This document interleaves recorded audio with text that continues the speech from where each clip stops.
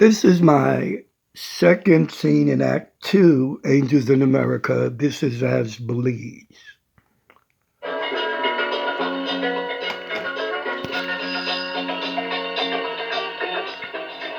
Why has democracy succeeded in America? Of course, by succeeded, I mean comparatively, not literally. Not in the present, but what makes for the prospect of some sort of radical democracy spreading outwards and growing up? Why does the power that was once so carefully preserved at the top of the pyramid by the original framers of the Constitution seem drawn inexorably downward and outward in spite of the best efforts of the right to stop this? I mean, it's the really hard thing about being left in this country. The American left can't help but trip all over these petrified little fetishes. Freedom, that's the worst. You know, Jane Kirkpatrick, for God's sake, will go on and on about freedom. And so, what does that mean, the word freedom, when she talks about it? Or human rights? Yeah, Bush talking about human rights. And so, what are these people talking about? They might as well be talking about the mating habits of Venusians. These people don't begin to know what ontologically freedom is, or human rights. Like, they see these bourgeois property-based rights of man type rights, but that's not enfranchisement, not democracy, not what's implicit, what's potential within the idea, not the idea with blood in it. That's just liberalism, or the worst kind of liberalism, really, bourgeois tolerance. And what I think is that what AIDS shows us is the limits of tolerance, that it's not enough to be tolerated, because when the shit hits the fan, you find out how much tolerance is worth. Nothing. And underneath all the tolerance is intense, passionate hatred. Uh-huh. Well, don't you think that's true? Uh-huh, it is. Power is the object, not being tolerated. Fuck assimilation. But the thing about America, I think, is in spite of all this, we're different from every other nation on earth in that with people here of every race, we can't... Ultimately, what defines us isn't race, but politics. Not like any European country where there's an insurmountable fact of a kind of racial or ethnic monopoly or a monolith. Like all Dutchmen, Dutch people are, well, Dutch. And the Jews of Europe were never really Europeans, just a small problem facing the monolith. But here there are so many small problems. It's really just a collection of small problems. The monolith is missing. Well, I suppose there's the monolith of white America, white, straight, male America. Which is not unimpressive, even among monoliths. Well, no, but when the race thing gets taken care of, and I don't mean to minimalize how major it is. I mean, I know it is. This is a really, really incredibly racist country, but it's like, well, the British. I mean, you have all these blue-eyed pink people, and it's just weird, you know? I mean, I'm not all that Jewish looking, but okay, well, maybe I am. But in New York, everyone is. So, okay, well, maybe not everyone, but so many are. But in England, in London, I walk into bars and I feel like Sid the Yid, you know? Like Woody Allen and Annie Hall with the pace and the gabardine coat. I mean, like never, anywhere so much. I mean, not actively despised, not like they're Germans, who I think are still terribly anti-Semitic. Racist, too. I mean, black racists. They pretend otherwise. But, so I met this black gay guy from Jamaica who spoke with a lilt, but he said his family had been living in London since before the Civil War, the American one, and how the English never let him forget that he wasn't blue-eyed and pink. And I said, yeah, me too, these people are anti-Semites. And then he said, yeah, but the British Jews have the clothing business all sewed up, and blacks there can't get a foothold. And it was just this incredibly awkward moment of just, I mean, here we were in this bar that was gay, but it was a pub, you know, with the beams and the plaster and those horrible little 2-day-old fish and egg sandwiches, and just so British, so old. And I just felt, there's no way out of this. Both of us are right now too much immersed in the history of this place. All hope is dissolved in the sheer age of this place, where race is what counts, and there is no hope of change. Ultimately, it's the racial destiny of the Brits that matters to them, not their political destiny, whereas in America... Yeah, in America, race doesn't count. No, that's not... I mean, you can't hear it. I mean, look, race, yes, but ultimately race here is a political question, right? It's not really about race. Racists just try to use race here as a tool in a political struggle.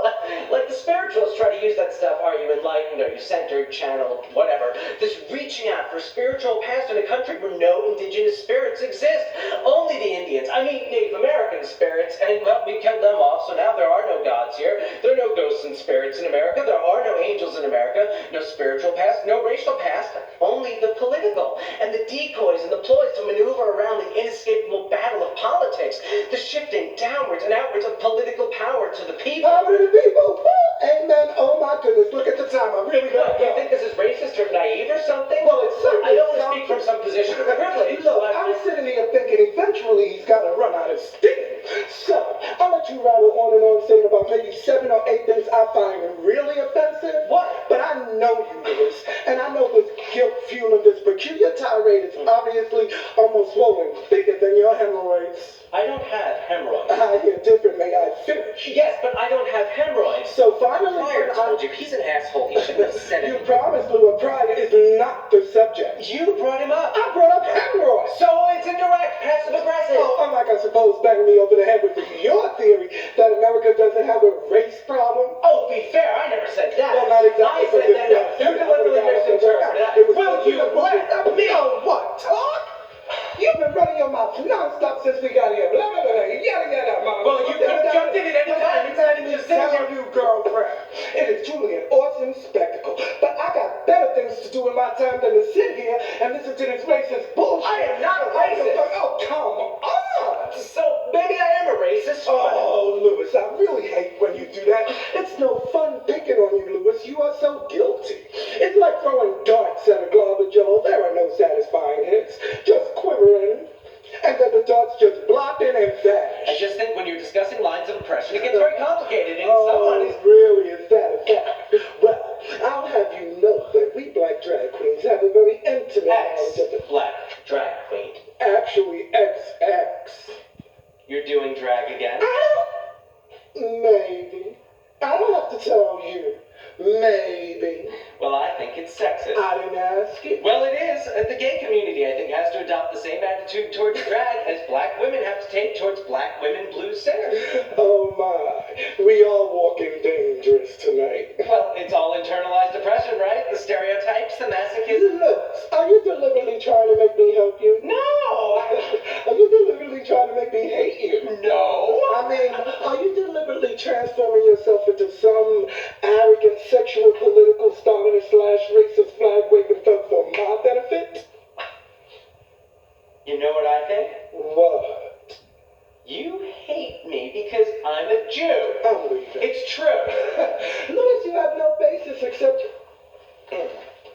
Louis, it is good to know that you still haven't changed.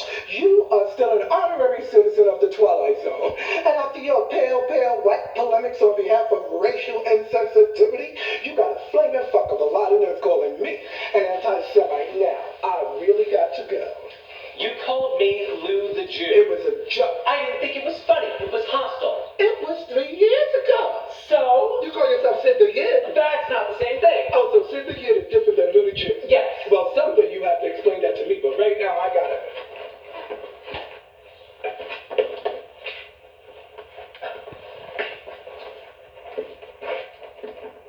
You hate me because you hate black people. I do not. But I do think that most black people hate black people. That is racist. Louis Farrakhan. Jesse Jackson. Oh, Jesse Jackson, please. Heidi Town. Heidi Town.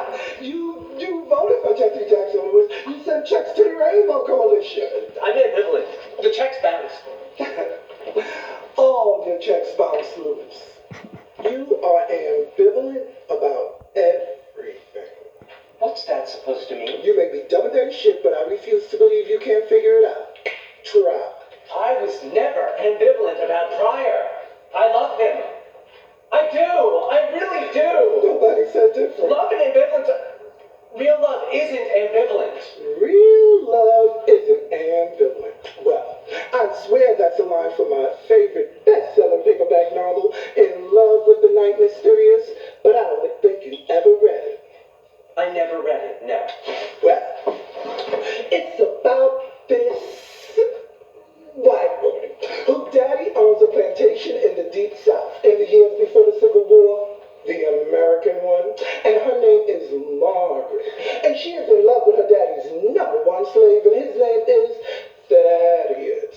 Ooh, and she's married, but her white slave owner husband has AIDS, antebellum, insufficiently developed sex organs. And there's a lot of hot stuff going down when Margaret and Thaddeus can catch a spiritual tent under the cotton-picking moon. Well, of course, then the Yankees come, and they set the slaves free, and the slaves string up old daddy and so on, historical fiction. Well, somewhere in there I recall Margaret and Thaddeus find time to discuss the nature of love. Her face is reflecting the flames of the burning plantation.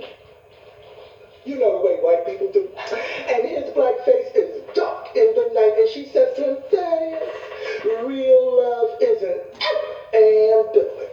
Oh, and Thaddeus looks at her. He's contemplating her feces, but he isn't sure he agrees. Treatment number. Thinks he's going crazy. Looking good. What else? I beg your pardon? You're a nurse. Give me something. I don't know what to do. Last week at work, I screwed up the Xerox machine, like, permanently, and then I tripped on the subway steps, and my glasses broke, and I cut my forehead. Here, see? And it won't heal, and now I can't see much, and it's like the mark of Cain. Stupid, right? But every morning I look at it, and I think, biblical things. Mark of Cain, Judas Iscariot, and his noose and his silver. The people who, in betraying what they love, betray what's truest in themselves. I feel cold. I feel nothing but cold for myself, and I miss him. Every night I miss him. But then the sores and the smell and where I thought it was going, and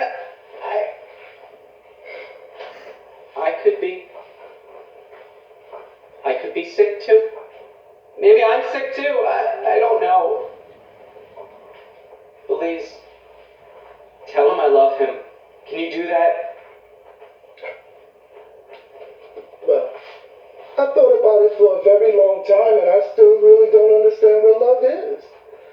Justice is simple. Democracy is simple. Those things are unambivalent, but love is hard. And it goes bad for you when you violate the hard law of love. I'm dying. He's dying. You just wish you were.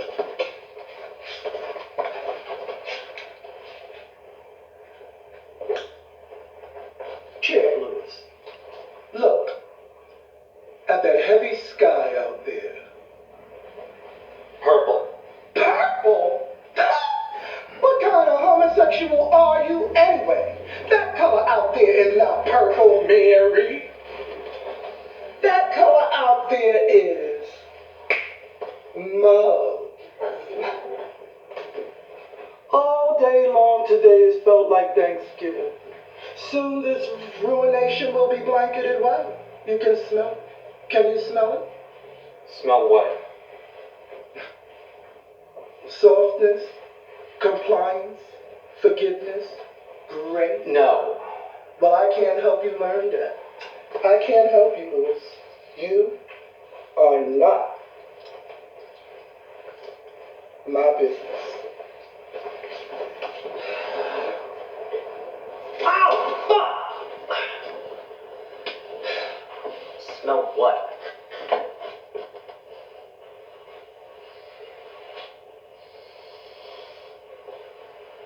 Huh. Snow.